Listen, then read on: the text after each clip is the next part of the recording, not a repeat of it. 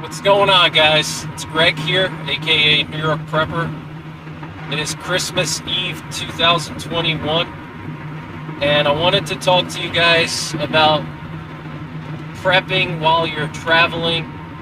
I've talked about this a little bit before, but I wanted to do another video on this. Right now I'm traveling to see some family of mine, and luckily I don't have to drive too far. I'm just going to Virginia, just a few hours away from me, and thought it would be a good opportunity to talk about what I bring with me when I travel, because you always want to be prepared when you're traveling, because if SHTF hits, while you're away from home, you need to have some gear with you to make it back to your home, because your home is where you have all your supplies and where you have all your self-defense tools, your food, your water, your ammunition, everything. So when you're away from home, you're away from home base. You got to think about your home as like your base camp. That's like your forward operating base for SHTF. Everything is going to revolve around your house, your primary residence. Even if you have a bug out location, still your home is like your base camp. So what do you take with you when you travel? So I thought I would talk about that. So in my opinion, I think no matter where you go, you should try to bring some kind of self-defense tool. And that's going to depend a lot on the legality of where you're traveling, and you really have to know what the laws are. And I happen to be a gun enthusiast, so I'm very knowledgeable about different states and their gun laws, and which areas are not good to travel to, and which areas are firearm friendly, and which areas you have to really be careful about when you're traveling. So you need to first think about legality if we're talking about self-defense tools, because you don't want to get jammed up in some kind of BS, firearms charge.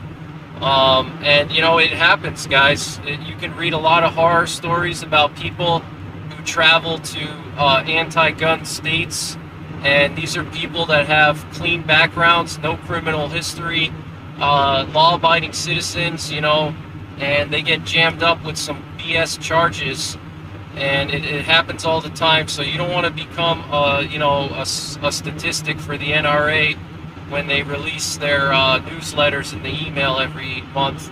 You don't want to be their front page headline.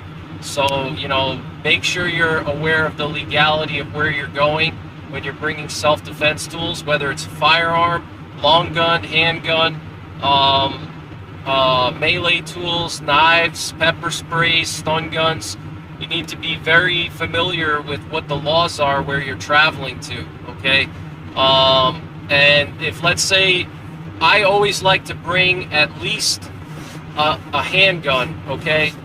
Long guns are good to bring too, and actually bringing long guns is easier in many places than handguns. Handguns are generally more tightly regulated than long guns. So if you're traveling to a state, if you have a family member in, let's say, like a blue state or a bluish state, and they're very strict on handguns, many times if you can't bring a handgun, you can still bring a shotgun or a rifle.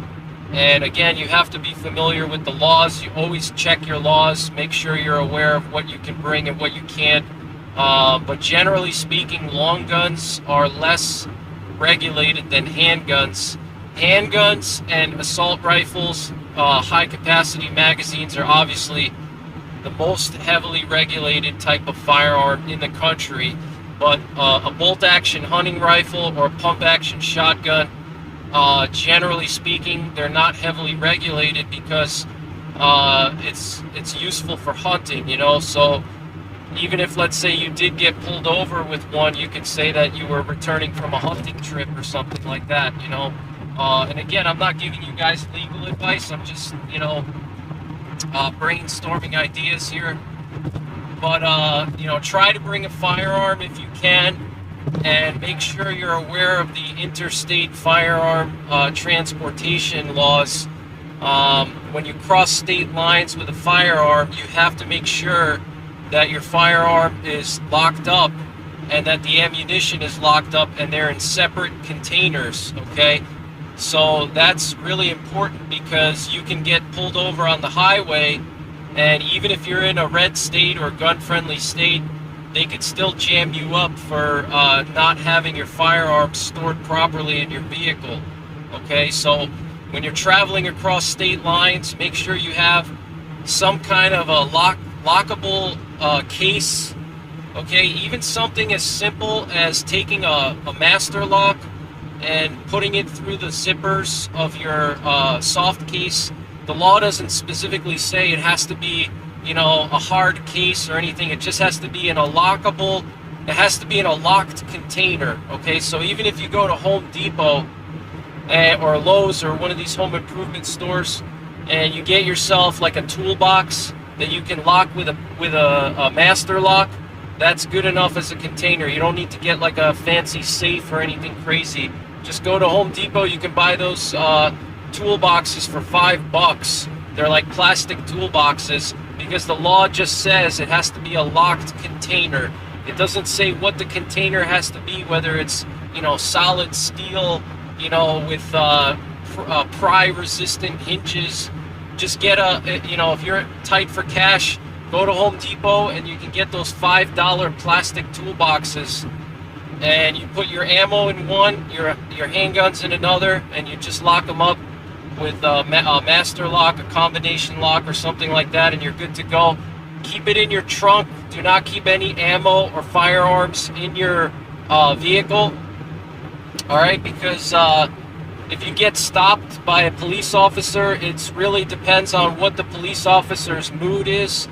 Whether they're pro-gun or anti-gun, they can really make your vacation miserable. If they see a box of ammo in the back seat, it's going to make them dig further and see, okay, does this guy have a felony? Does this guy, you know, have illegal firearms, you know, in the state? You know, it just gives them something to dig for and look and check, you know, and even if you're legal, you're going to be stuck there for 30 minutes while they're checking you out and stuff. So just avoid that altogether.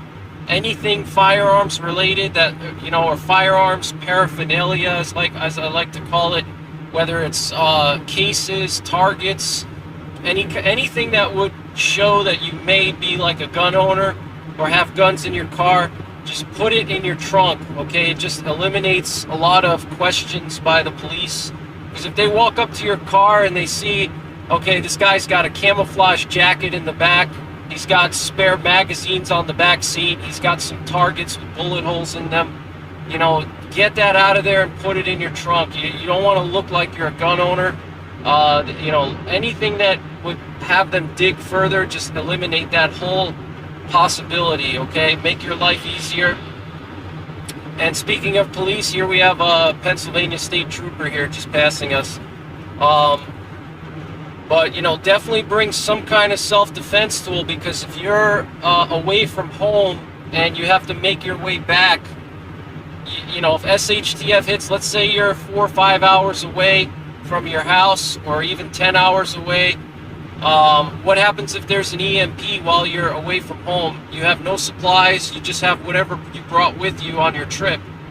What are you going to do, you know? So think about that. What do you need, you know? But I always bring some kind of basic self-defense tool. I always like to bring a handgun rather than a long gun, just because handguns you can conceal and it's less of a hassle when you're traveling. But again, check the legality of that. Definitely don't want to get jammed up. And obviously bring a bug out bag. In your bug out bag you should have, in my opinion, some kind of ham radio. Okay, even a cheap Baofeng is good, because if you have to gather intel of your surrounding area, you have to remember you're in a completely foreign place. You don't know your surroundings, you don't know the area. So a ham radio is critical, because you can listen in on what's going on around. You gather some information, and I think that's really important. So ham radio, also put it in an EMP-proof bag, because if an EMP hits, it's going to be pointless. It's going to fry your ham radio. Also, I recommend the radiation dosimeter, so you can measure your radiation dose if there's a nuclear war or some kind of nuclear attack. You know, with everything going on now with Ukraine, you know, what happens if you're away from home and there's a nuclear attack and nukes start to go off? You know, you want to make sure you can measure the radiation in your area, see what the radiation levels are, and also so you can measure your accumulated dose. So you want to get yourself a dosimeter, and I've done reviews on different radiation equipment, but I recommend the EcoTest Therapy. I've done a review of it. I'll leave a link up above. But it's an excellent dosimeter, and it's made in Ukraine. And I also keep that in an EMP-proof bag, because if there's even if there's not an EMP, but if nukes go off, nukes generate an EMP. Okay, even if it's not specially made for that purpose, any nuclear weapon will generate an electromagnetic pulse. Okay, so you want to put all those critical electronics in an EMP-proof bag. You can buy them. I've done reviews on those as well. I'll leave a link up above it. You can go to empbags.com, and I'm not sponsored by them or anything, but they're just literally Mylar, like Ziploc bags, and the Mylar is thick enough where it protects your electronics from any kind of pulse. So radiation dosimeter, ham radio, two critical things in my opinion. You're going to want to measure your accumulated dose. That's important. You want to know how much radiation you're accumulating over time. It's good to have a Geiger counter, but a Geiger counter is not as good as a dosimeter, because a Geiger counter just tells you how much radiation is in a specific area by the ticking noise. The more ticks, the more radiation, or it'll even tell you how high the radiation is, but it's not going to measure your accumulated dose. How much radiation are you being exposed to over time? Because that's what's most important. That tells you, you know, when you need to take shelter and when you can go out. Okay, if you start to get to the point where you're accumulating too much radiation, that's where you can get some nasty side effects like cancer, radiation sickness, all kinds of stuff. And there's different thresholds for radiation poisoning and cancer. And I'll do a separate video on that. I'm going to be doing some videos on nuclear survival in the next few days. But, you know, you can check my nuclear war survival playlist. Okay, I have a bunch of videos there, and I'm going to do a few more soon. But, you know, radiation dosimeter, ham radio, self-defense tools, you know, and obviously in your bug out bag, you're going to want to have your 5 C's, your container for boiling water and cooking, your cordage for trapping and setting up shelters and creating improvised weapons and all kinds of things. You're going to want to have your combustion device for starting fires, a ferro rod. You're going to want a cutting tool, a knife, okay, for doing chores and for self-defense. And then you're going to want some kind of cover, like a poncho. A mil-spec poncho is what I have, because a mil-spec poncho, you can use it as a poncho. You can also use it as a tarp. You could use it as a ground cover. You could use it to gather water. You could use it as camouflage. You can create a blind with it. So there's a lot of things there, but that's what you want in your bug out bag, the bare bones: container, cutting tool, cordage, cover, and combustion device. Those are the 5 C's, and that was actually first kind of brought to mainstream by Dave Canterbury, you know, from Dual Survival. So just wanted to shout him out and give him credit for that. That's not my idea, that's Dave Canterbury's idea, but I always have the 5 C's in all my bug out bags. You're also going to want to have a map of the entire US. I have 2 maps in my bug out bag. I have an interstate highways map. It's basically a map of the entire United States. Okay, it shows all the interstates, every state. It's just a folding map that you fold out. It's not huge. It's like a typical folding map, maybe like 3 feet by 5 feet, and it just shows all the states, all the highways, all the cities, everything, all the parks and everything. And the one I have is actually waterproof. It's made by a company called Borch. I don't know if you can still buy those or not, but you definitely want to get like a waterproof interstate, a map of the entire United States, because if you have to get back to your home or you have to get to your bug out location while you're away, you're going to need a map to help you get there. Okay, GPS is not going to work, your cell phone's not going to work if there's an EMP, or if China hits our satellites with their satellite weapons and they take down all our satellites. You need some kind of analog way to get back. So critical thing is a map of the whole United States, because you really don't know where you're gonna go. You may not be able to make it back to your house, or you may not be able to make it back to your bug out location, not immediately. Some of the areas may be unsafe. There may be, for whatever reason, if it's a natural disaster or nuclear attack, getting back to your home or your bug out location may not be feasible. Okay, it may be too dangerous. You may have to stay at wherever you are, wherever you're traveling, for a couple of days and assess the situation and determine, is it safe to go back? Is it not safe to go back? Okay, and if you are going to go back, what are the safest routes to get there? Because the route that you came to get to where you were going, okay, to your travel destination, may not be safe anymore for whatever reason. Okay, if tornadoes went through and they blocked the roads, or nuclear bombs, peppered the whole area, so you may need to find an alternate route. You may have to drive all the way around, and drive an extra 200 miles and go all the way around certain danger zones. Okay, and that's where having that map of the entire U.S. is very, very handy. Because if you only have a map of a couple of states, let's say, for example, you live in Pennsylvania like I do, and I only have a map of the Northeast, it's not going to do me any good. If I may have to go to the West, I may have to go to the Midwest, depending on the situation. I may have to go to a completely different area temporarily until things cool down, or until it's safer to get to back home, or back to my bug out location. So that's why having a map of the entire U.S. is just so important, So have a map of the entire U.S. Also, having that map, you can look for areas on the map that are, you could use as temporary bug out locations. You can find where there's, national parks and natural areas, secluded areas that you can go to temporarily while things cool down. But that's just essential, in my opinion, a map of the whole U.S. and then also a map of your region of the U.S. I also have a map of the Northeast and, the eastern 1/3 of the U.S. I also have that as well. So those are some critical things, guys. Wanted to share that with you. Also, you should also have all your tactical gear with you. And when I say tactical gear, like I said, if you want to bring your AR and all your long guns and your mags and your ammo, just make sure it's legal where you're going,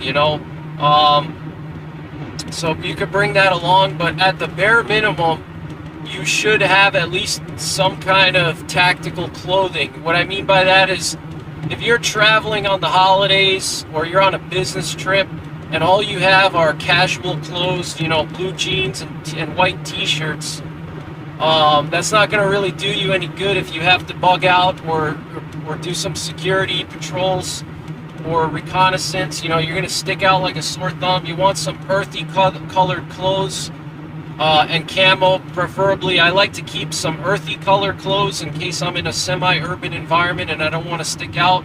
I usually prefer olive drab. I think olive drab is the most universal color, some kind of dark green color. Coyote brown is good too. But the problem with coyote brown is in the green areas, it sticks out like a sore thumb. So just make sure, you know, you have appropriate clothing for the season. You want to have some camo, you want to have some earthy colors. If you're going to be traveling through semi-urban areas, you don't want to stand out and look like a mercenary. But you definitely want to have some camo. You want to have gear for the season, you know, like right now it's winter time, but, you know, luckily we've been blessed and we haven't had a lot of snow or very cold weather. But if you're traveling in the winter, you want to make sure you have appropriate clothing, you know, for the winter. You know, warm boots, snowshoes, traction devices, you know, proper outerwear, wool sweater, wool socks, you know, face masks for if it's really cold. Like in my part of the country, it can get pretty cold, you know, very cold. So I keep like wool face masks if it's very windy. You know, proper gloves and mitts and things like that. Have all that on hand.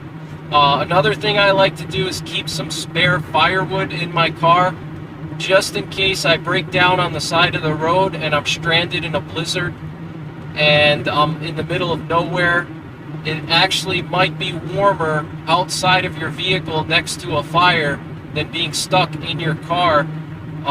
So I keep a little bit of firewood. Also, you know, if you have to melt some snow on the side of the road to, you know, have some water or boil some water, I keep a little bit of firewood, not a whole lot. You know, what I do is I just go to the gas station and I buy one of those $5 little bags of firewood and I just throw it in my trunk. You know, and that's good to have. Wool blanket, I always have a wool blanket in the winter. And I think that's all just very critical. And obviously, it's good to have some water on hand, at least like a gallon of water, you know, but preferably more. If I'm going very far away, I'll bring a whole 5-gallon jug of water with me, especially if it's a remote area, if I can fit it in my vehicle. Also, obviously, you want a compass, okay? Compass is critical, high-quality compass. I recommend the military issue compass, the Kamanga tritium compass, and I'll leave a link up above. I've done reviews of that one before. But that's pretty much it, guys. Just wanted to do this quick video. I hope you guys have a Merry Christmas. Take care, God bless, and don't forget the 3 Ps. Prepare, practice, and persevere.